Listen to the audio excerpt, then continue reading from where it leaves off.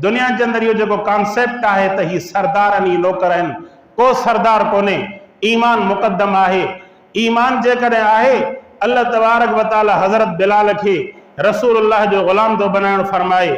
जे करे ईमान ना है रसूलुल्लाह जो चाचो आहे अबू लहब अशिद्दाउ अलल कुफ्फारि रुहमाउ बैनहुम तराहुम रुक्कान सुज्जदन यब्तगून फज़लन मिनल्लाहि व रिज़वाना सीमाहुम फी वजूहिहिम मिन अथरिस सुजूद ज़ालिका मसलुहुम फित तौराति व मसलुहुम फिल इंजील कज़रइन अखरज शतअहु फआज़रहु फस्तग़लज़ फस्तवा अला सूक़िहि युअजिबु ज़ुर्राअ लियग़ीज़ बिहिमुल कुफ़्फ़ार वअदल्लाहु अल्लज़ीन आमनू व अमिलुस्सालिहाति मिनहुम मग़फ़िरतन व अजरन अज़ीमा। कि मोहम्मद से वफा तूने तो हम तेरे हैं, ये जहां चीज है क्या लोहो कलम तेरे हैं। रोज़ महशर में मोहम्मद मुस्कुराते जाएंगे, फूल रहमत के गिरेंगे हम उठाते जाएंगे। कदर कुरान दी क्या जानन ए दुनिया दार कमीने, कदर कुरान दी जानन वाले वन सुतिन शहर मदीने। इन मुहर्रमुल हराम जे महीने से तमाम वॾियूं फज़ीलतूं वाबस्ता आहिनि। हज़रत आदम अलैहिस्सलातु वस्सलाम के पैदा करण फरमायो। आदम अलैहिस्सलाम ऐं बीबी हवा जी तौबा जेका कबूल करण फरमाई जबल रहमत ते मक्कतुल मुकर्रमा जे अंदर तौबा जी तौफीक ॾिनी, उन्हनि तौबा कई। ॾींहुं जेको आहे 10 मुहर्रमुल हराम जो ॾींहुं हुयो।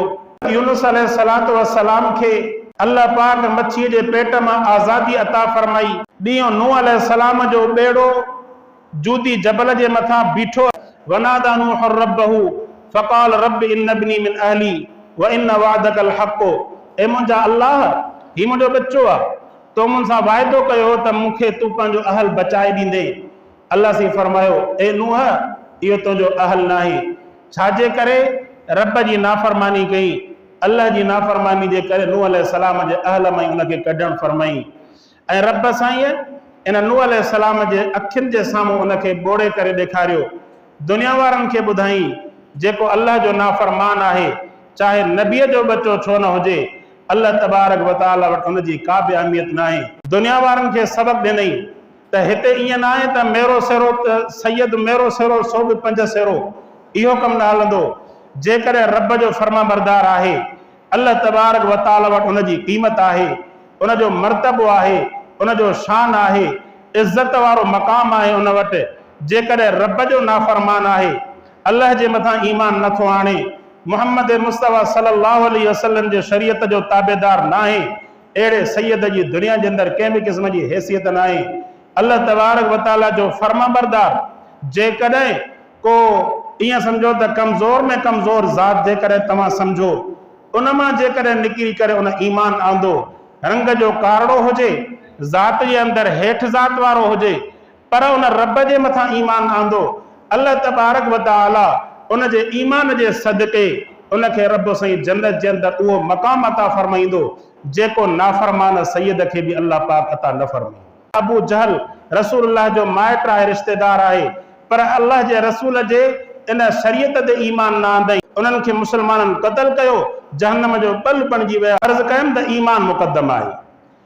जेकॾहिं ईमान आणण वारो हजरत बिलाल आए तो हजरत बिलाल रज़ी अल्लाह ताला अन्हु के अल्लाह से वो शाम दोदा फरमाए जो मेराज वारी रात जरे साईं जन जन्नत जो सैर करण फरमाइन था तो ते हजरत बिलाल जे जुत्ती जो खड़काट अल्लाह से रसूलुल्लाह के जन्नत में मुद्राण तो फरमाए।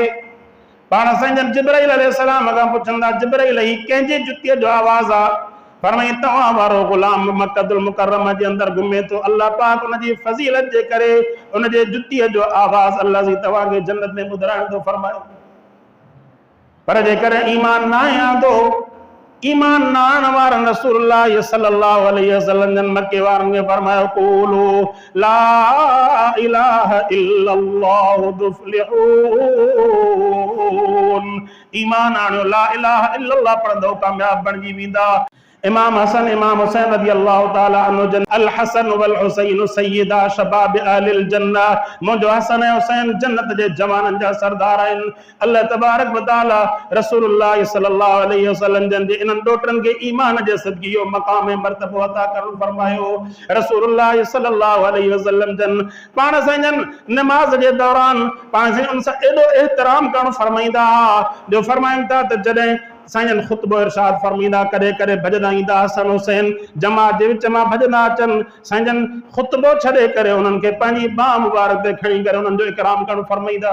सिर्फ़ु हिकिड़ो ॾींहुं मल्हाए करे उन्हनि जे नाले ते बाक़ी उन्हनि जे दीन ते नालो ई कोन्हे जेको फजर जी नमाज़ नथो पढ़े जेको अल्लाह जे सिर ॾिनो ई सजदे जे अंदरि आहे। इमाम हुसैन रज़ी अल्लाह ताला अन्हु जन पंहिंजो सिर मुबारक शहादत क़बूल कई सजदे जे अंदरि नमाज़ न छॾी अथनि। होड़ा ज़ालिमनि जा तीर पिया था हलनि पर नमाज़ कोन था छॾनि। चवंदा कटा कर गर्दने बतला गए करबला वाले